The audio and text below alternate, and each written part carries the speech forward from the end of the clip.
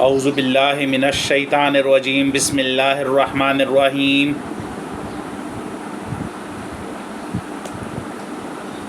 آج ہم پڑھیں گے سورہ نساء کا ترجمہ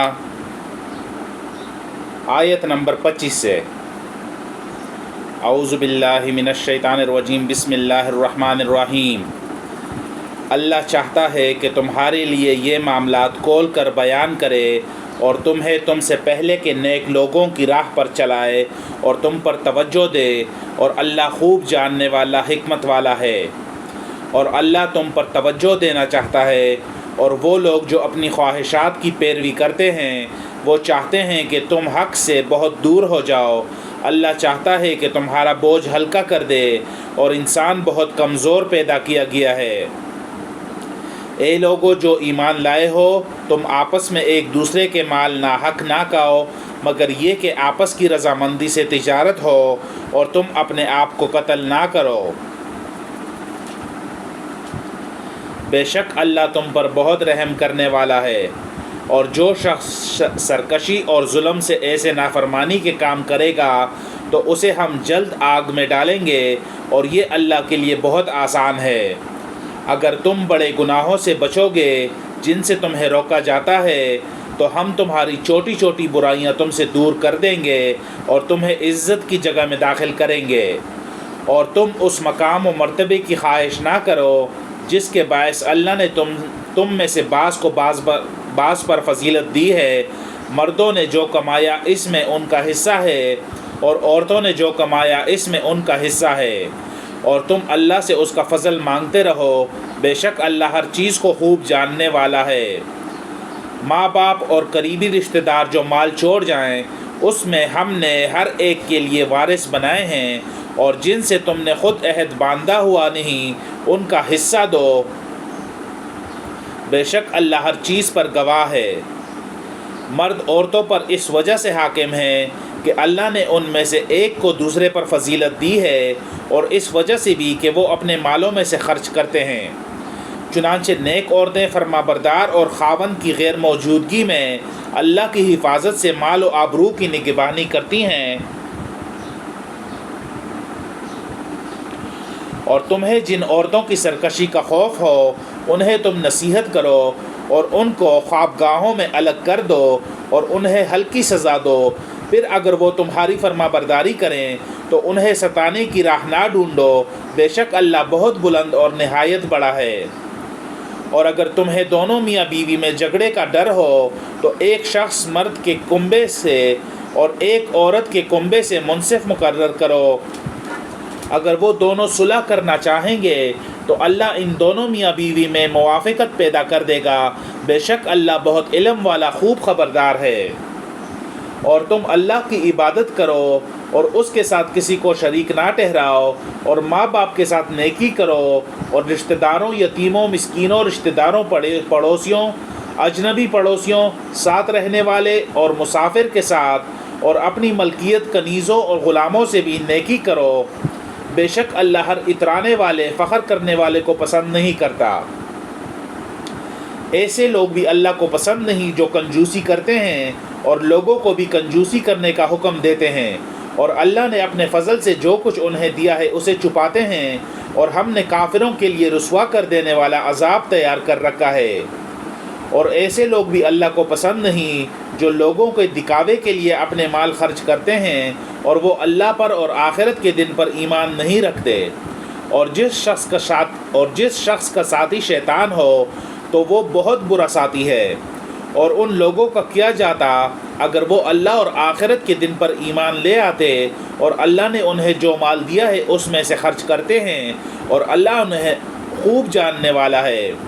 بے شک اللہ ذرہ برابر بھی ظلم نہیں کرتا، اور اگر کسی کی کوئی نیکی ہو تو وہ اسے دگنی کر دیتی ہے، اور اپنی طرف سے بہت بڑا اجر دیتا ہے۔ پھر ان کا کیا حال ہوگا جب ہم ہر امت سے ایک گواہ لائیں گے، اور آپ صلی اللہ علیہ وآلہ وسلم کو اس امت پر گواہ بنائیں گے۔ اس دن وہ لوگ جنہوں نے کفر کیا اور رسول کی نافرمانی کی خواہش کریں گے کہ کاش انہیں زمین کے ساتھ برابر کر دیا جاتا، اور وہ اللہ سے کوئی بات چھپا نہ سکیں گے۔ اے لوگو جو ایمان لائے ہو تم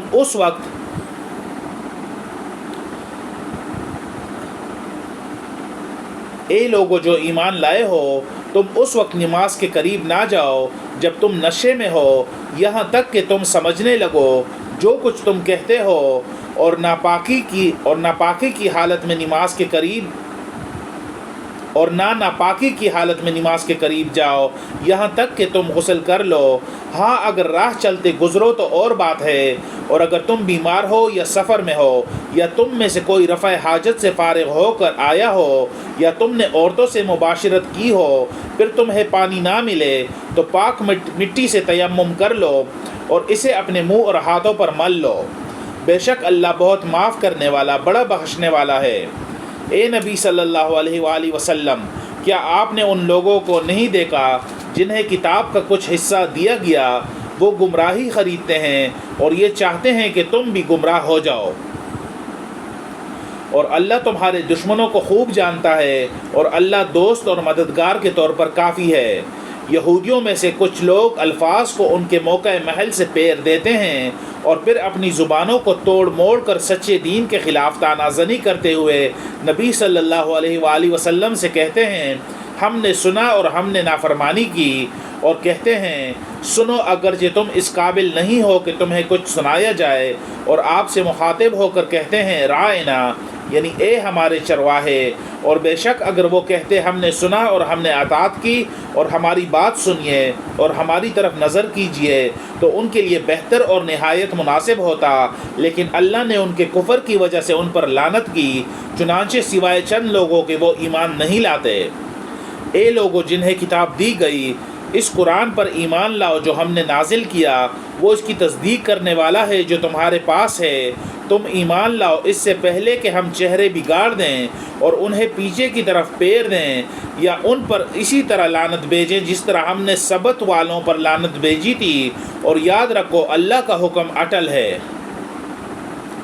بے شک اللہ یہ گناہ نہیں بخشتا کہ اس کے ساتھ شرک کیا جائے، اور وہ اس کے علاوہ جسے چاہے بخش دیتا ہے، اور جس نے اللہ کے ساتھ شرک کیا اس نے جھوٹ گڑا اور بڑے گناہ کا کام کیا۔ اے نبی، کیا آپ نے انہیں نہیں دیکھا جو اپنی پاکیزگی خود بیان کرتے ہیں، بلکہ اللہ جسے چاہتا ہے پاک کرتا ہے، اور لوگوں پر ذرہ برابر بھی ظلم نہیں کیا جائے گا۔ دیکھیے وہ کس طرح اللہ پر جھوٹ گڑتے ہیں، اور ان کے گناہگار ہونے کے لیے یہی کلا گناہ کافی ہے۔ کیا آپ نے ان لوگوں کو نہیں دیکھا جنہیں کتاب کا کچھ حصہ دیا گیا؟ ان کا حال یہ ہے کہ وہ بتوں اور شیطان پر ایمان رکھتے ہیں، اور کافروں کے بارے میں کہتے ہیں کہ یہ لوگ ایمان لانے والوں سے زیادہ ہدایت والے ہیں۔ وہی لوگ ہیں جن پر اللہ نے لعنت کی، اور جس پر اللہ لعنت کرے اس کے لیے آپ قطعاً کوئی مددگار نہیں پائیں گے۔ کیا وہ سمجھتے ہیں کہ انہیں بادشاہی کا کچھ حصہ ملا ہے، پھر تو وہ اس میں سے لوگوں کو تل برابر بھی نہیں دیں گے؟ کیا وہ اس پر لوگوں سے حسد کرتے ہیں جو اللہ نے انہیں اپنے فضل سے دیا ہے؟ چنانچہ ہم نے آل ابراہیم کو کتاب اور حکمت دی اور بہت بڑی بادشاہی دی، تو ان میں سے بعض وہ ہیں جو اس پر ایمان لائے اور بعض وہ ہیں جو اس پر ایمان لانے سے باز رہے، اور ان کے لیے دہکتی جہنم ہی کافی ہے۔ بے شک جن لوگوں نے ہماری آیتوں کا انکار کیا ہم جلد انہیں آگ میں ڈالیں گے، جب ان کی کالیں جل جائیں گی تو ہم ان کی جگہ دوسری کالیں چڑھا دیں گے تاکہ وہ عذاب چکیں۔ بلا شبہ اللہ بہت زبردست بڑی حکمت والا ہے۔ اور جو لوگ ایمان لائے اور انہوں نے نیک عمل کیے انہیں ہم جلد ایسے باغوں میں داخل کریں گے جن کے نیچے نہریں بہتی ہیں، اور وہ ان میں ہمیشہ رہیں گے، وہاں ان کے لیے پاکیزہ بیویاں ہوں گی، اور ہم انہیں گنی چاؤں میں داخل کریں گے۔ بے شک اللہ تمہیں حکم دیتا ہے کہ تم امانتیں ان کے حقداروں کو واپس کر دو، اور جب تم لوگوں کے درمیان فیصلہ کرو تو انصاف کے ساتھ فیصلہ کرو۔ بے شک اللہ تمہیں بہت ہی اچھی بات کی نصیحت کرتا ہے، بے شک اللہ خوب سننے والا خوب دیکھنے والا ہے۔ بس آج کے لیے اتنا ہی، آیت نمبر 58 تک۔